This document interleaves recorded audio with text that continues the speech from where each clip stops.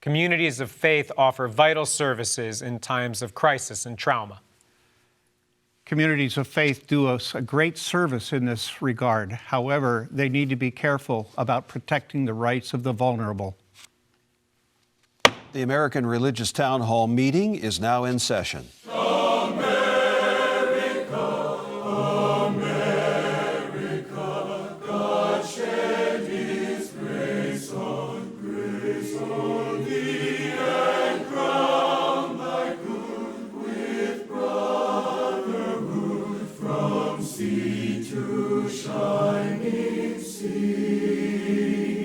Welcome, friends, to the American Religious Town Hall meeting, where the discussion of religious, political, and social issues is meant to promote the cause of religious freedom and to help us better understand each other.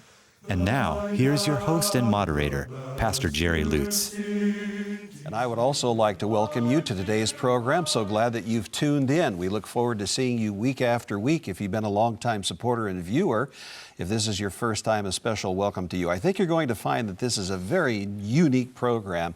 There's none other like it that I've known, especially over the last 65 plus years this program has been on the air. Many of you have been longtime viewers. I certainly wasn't around for the first program, but I've watched a number of them through the years. It's good to be a part of this particular program today.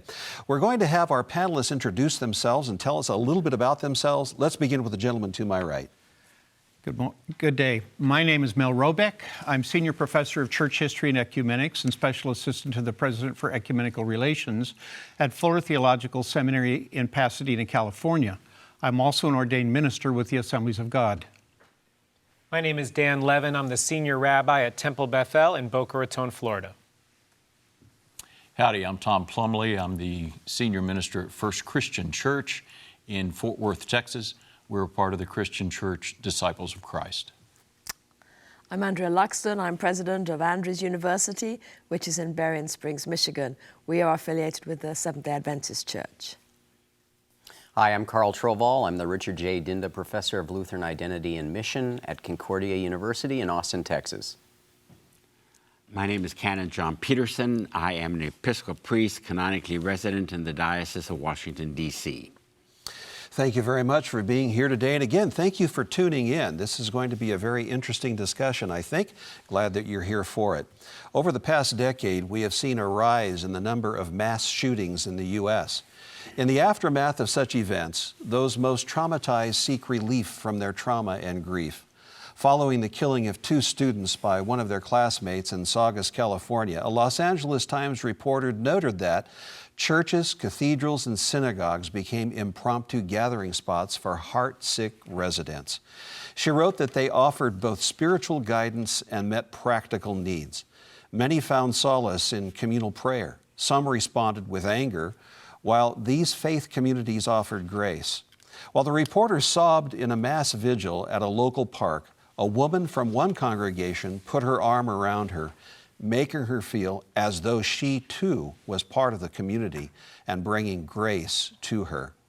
One congregation even solicited contributions to be given to the mother of the shooter, noting that she was also a victim of her son's violence.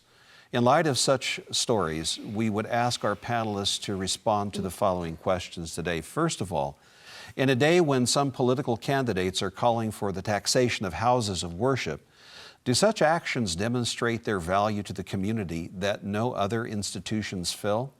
Another question, are you aware of any institution that is able to compete with the types of contributions that faith communities provide during such times of crisis? And then the next question would be, how would you assess the value of the contributions made by faith communities during times of crisis? That is our subject today and the questions we've asked our panelists to address. Let's go back to those to help to begin the program. Rabbi Levin, good to have you here today. Tell us more of your thoughts on the subject, please. It's a pleasure to be here with you and everybody else today. Houses of worship are supposed to be safe and sacred spaces. Our worship center is called a sanctuary for a reason. It's supposed to be a place that provides a sense of security and safety. And in the aftermath of a trauma like a mass shooting, houses of worship are vital places to provide the kind of solace and support that the entire community needs, not just the immediate victims, though them too, but the ripples that effect from those horrible events. Our congregation is just miles from Marjorie Stoneman Douglas High School in Parkland, Florida.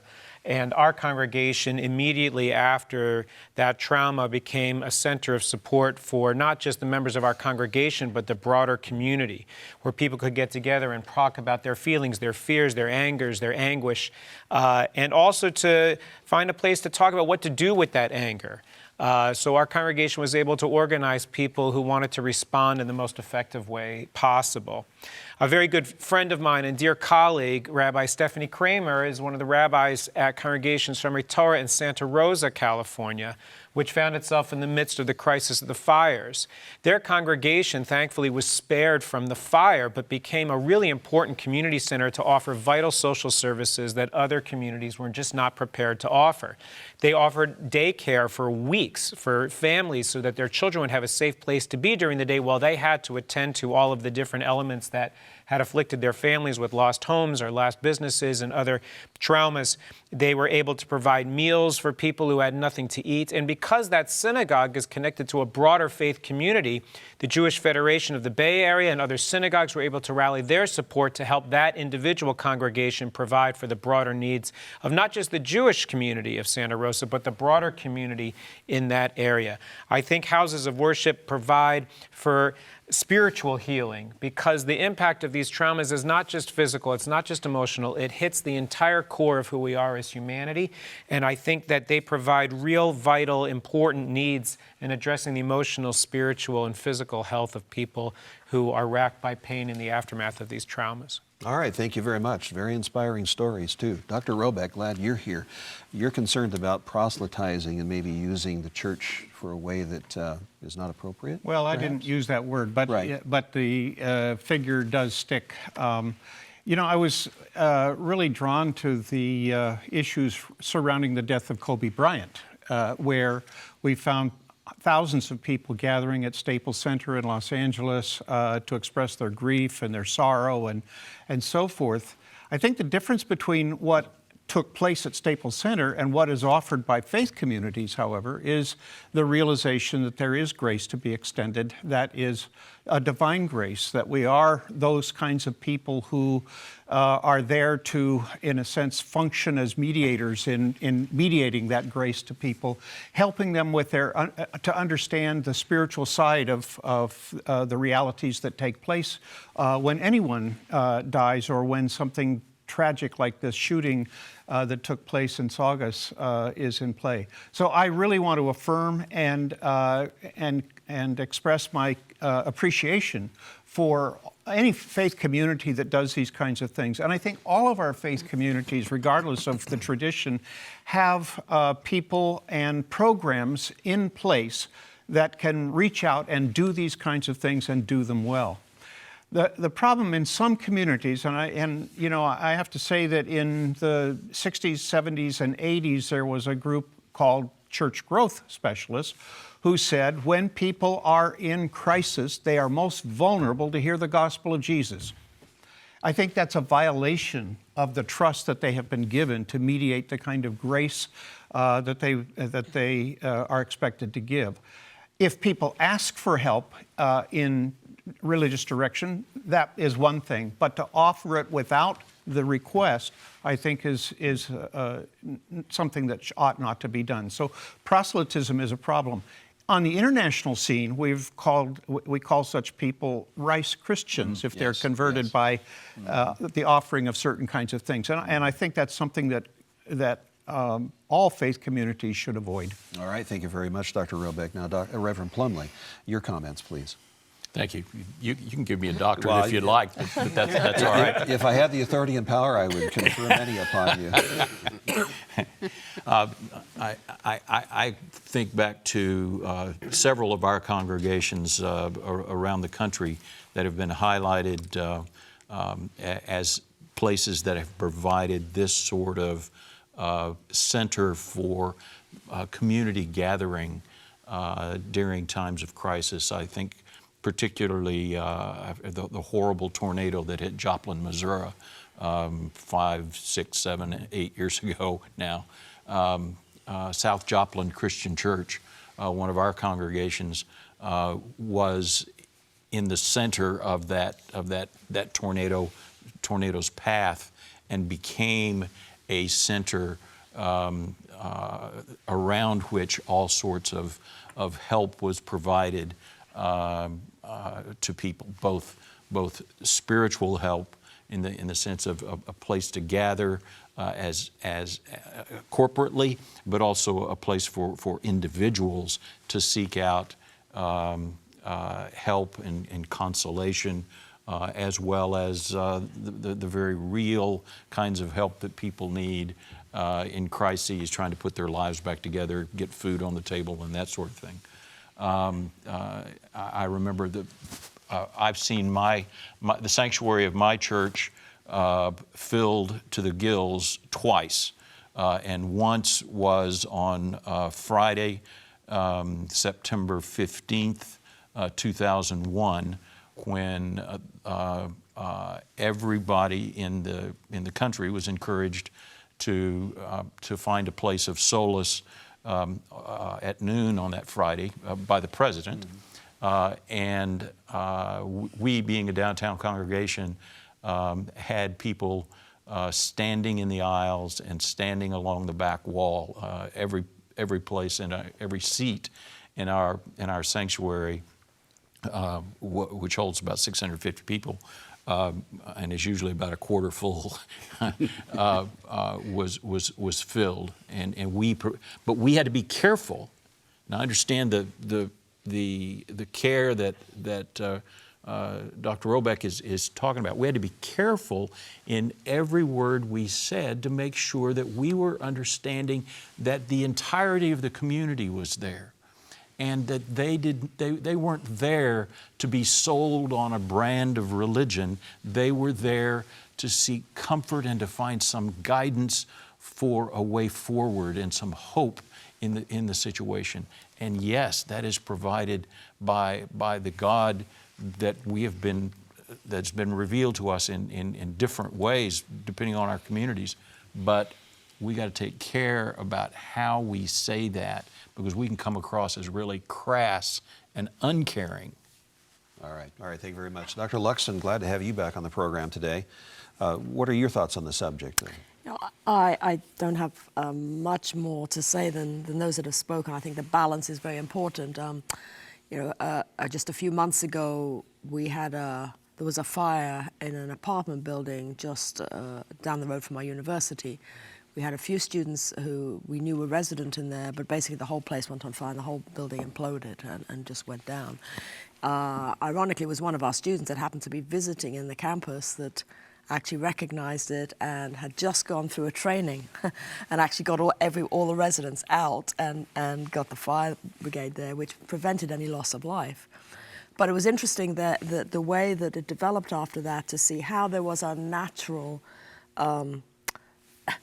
grouping of individuals who had not connected with each other, from our chaplains to our student people to some of our students, who all emerged in the area to start supporting and helping.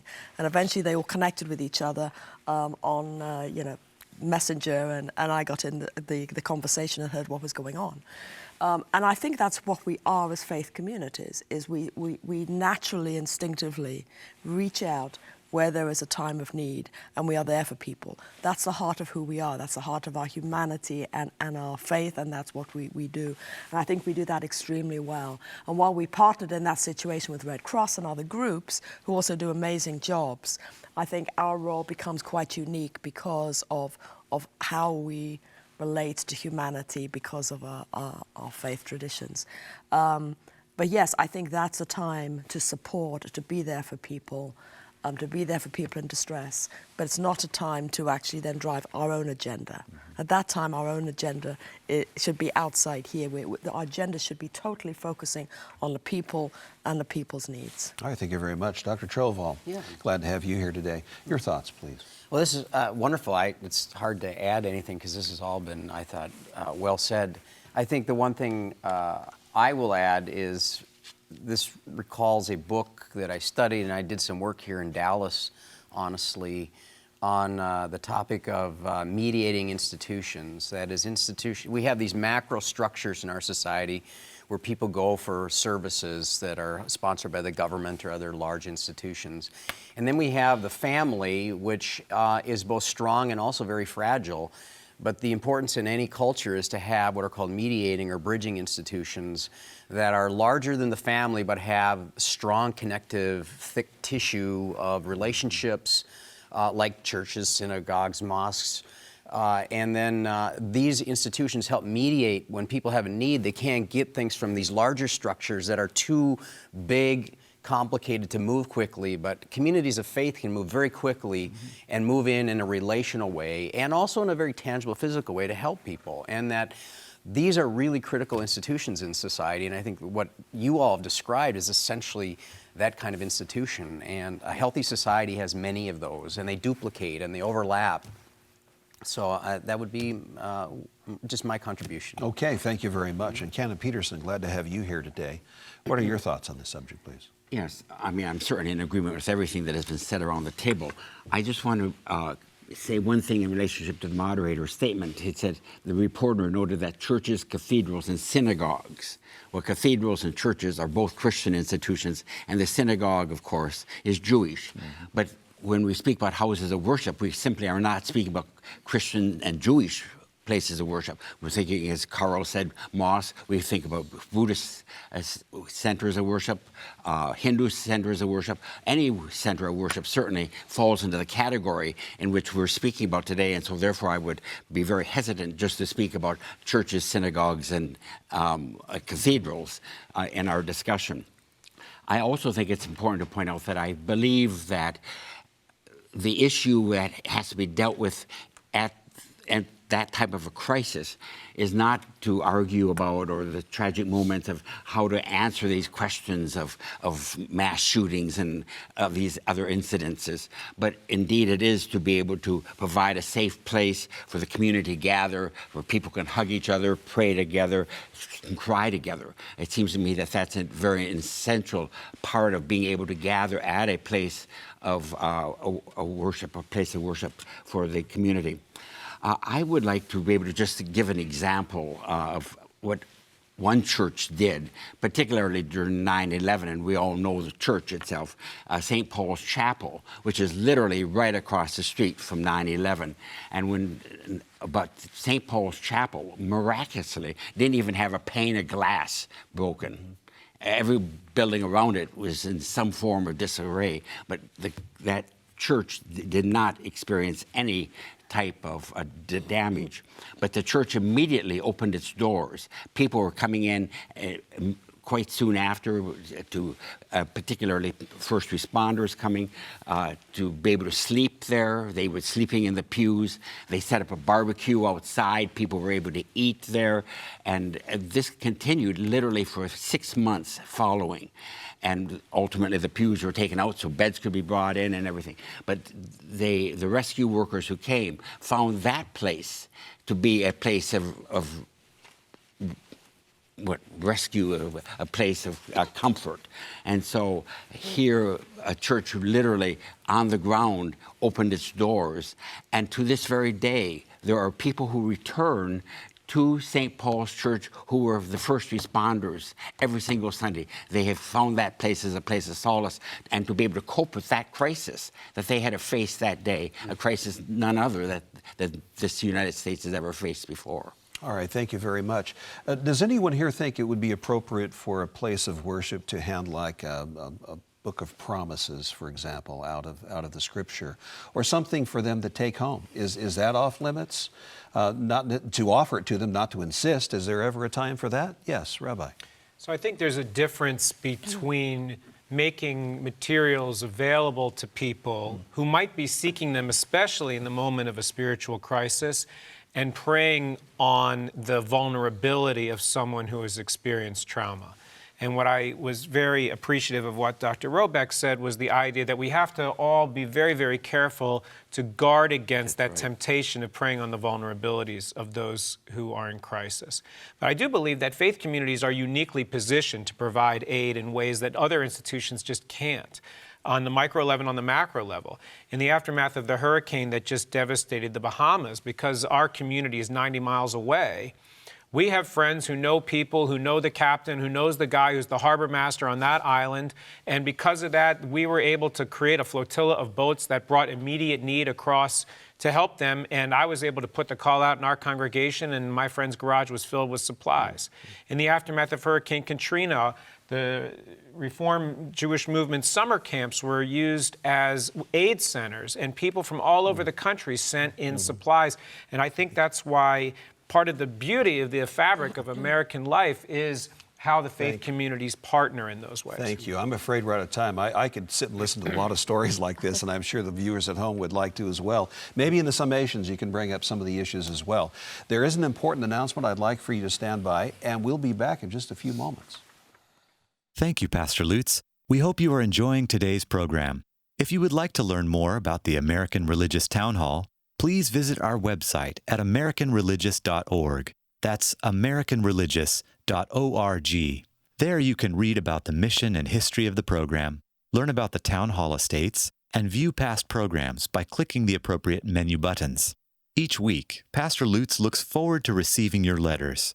You may write to him at the address shown on your screen. Send your letters to Pastor Jerry Lutz, American Religious Town Hall Meeting, P.O. Box 180118, Dallas, Texas 75218.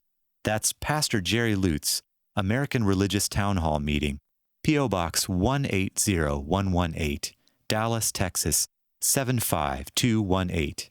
Thank you for writing, and thank you for watching. And now, back to you, Pastor Lutz, and today's closing statements. Thank you and welcome back. I do hope you take some time to write us a note or communicate with us in whatever way is convenient for you. We'd like to hear about your comment or hear your comments about today's program. And then also, if you have suggestions for future topics, please let us know. And do go to the website and learn more about the Town Hall Estates. I think you will be pleased, if not blessed. So let's go to our panelists and hear their summations. Let's begin with Dr. Robeck. You're first. Yeah, I'm familiar with this particular congregation because one of my colleagues' father established that church and pastored it for many years. It's a very useful, very helpful congregation, which really has an impact on the community at large. I was really touched by the fact that the reporter would reveal her own need to have some sense of community in the midst of all of that. That doesn't happen very often. But I do think that the churches and other religious institutions are in a unique place to offer grace to people who are in need, not only of help financially or help with supplies. We have the Convoy of Hope in the Assemblies of God, which does precisely the kinds of things that we've heard around this table. But short-term and long-term are very different in some ways, and the short-term needs, I think, more help in the grief and understanding of the presence of God in the middle of that, in spite of how everything looks. Thank you. Reverend Plumley, your summation. Thank you. I think crisis or no crisis, communities of faith come through. I want to give a plug to some friends of mine in an outfit called Partners for Sacred Places, which is a national organization that help congregations like mine, who have old downtown churches primarily, to assess the valuation of what the congregation does for the community, so that it can then go out and raise funds in the larger community.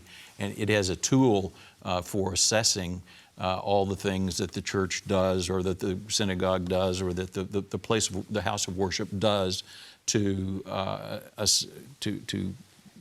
be able to tell the world, this is the kind of value that this house of worship provides to this community. But there's no way fully to put on paper all the good things that happen because of the work of houses of worship. Thank you, Dr. Troval. I want to flip it a little bit, because I think so often those of us who are part of communities of faith, and when we involve ourselves in service, we do it because it's a part of who we are and we get satisfaction in serving. But in my experience with that kind of service of the community, there always is this flipping transformation in which all of a sudden, even as you serve, you find that the people you're serving are actually serving you. Yes. And there's also this powerful dynamic of when communities of faith are involved in all of these activities, It actually is a building activity for the people who are serving themselves. All right, thank you very much. And then Canon Peterson. One of the things I found to be fascinating with what happened at St. Paul's Church is that not only did they have Episcopal services there over the next 9 months, but I'm going to just share this with you, that they had also a Shinto, Japanese Shinto service in the cemetery, a Native American peace pipe ceremony, a Baha'i prayer service, a Hanukkah service, a Buddhist chant, a Mennonite choir performance, as well as Islamic chants. Covered all the bases. They covered all the bases All right. and were welcoming to them. Thank you. Dr. Luxton, your summation, please. The tragedy is that as the world is right now and as our society is, these events are happening all the time. Yes. There is tragedy all the time on a micro level or a larger level. And if we are not central to helping bring relief in that, then what are we doing? It seems to me that that's about who we really are at core. And that is representing what values we have. All right, thank you very much. And Rabbi Levin, your summation, please. There are wonderful community organizations that are not affiliated with the religious community, like Rotary, United Way, and others, and they do great work, but I don't think they can replace the vital work that religious communities can offer in so many different ways. Yeah. All right, thank you very much. I think we've learned a lot as we've gone around the table. I think most of your churches or institutions are involved in some kind of public relief in times of crisis and trauma. And maybe yours is too. We'd like to hear about that. In fact, if you wrote us a note and tell us what your church, synagogue, or your religious organization is doing to reach out into the community during time of crisis, I think that would be encouraging to us and maybe even spark a future topic. We'll come back to this sometime soon. And also, go to the website. There you can find past programs on many different subjects. As I said before, this program has been on the air for decades, over 65, going on 67 years now. And it truly has been a blessing to us and those who participated here at the Town Hall, but to so many families, not only in our country, but around the world. And we know we have some viewers overseas. A special hello to you and thank you for tuning in. We look forward to meeting you again at the same time, next time when we gather around this table. But for now, the Charter of the American Religious Town Hall provides that Roman Catholics, Protestants, Jews, educators, and others may appear on this program and can declare their beliefs without hesitancy. And the rest of the members of the panel will uphold and guarantee that American right to all who will appear, irrespective of race or creed, so that the rest of the world can see that here in America, we believe in civil and religious freedom, not only in theory, but in reality. So now, friends, until next week at the same time and over this very same channel, the American Religious Town Hall meeting stands adjourned. And may the God of all of us bless all of you.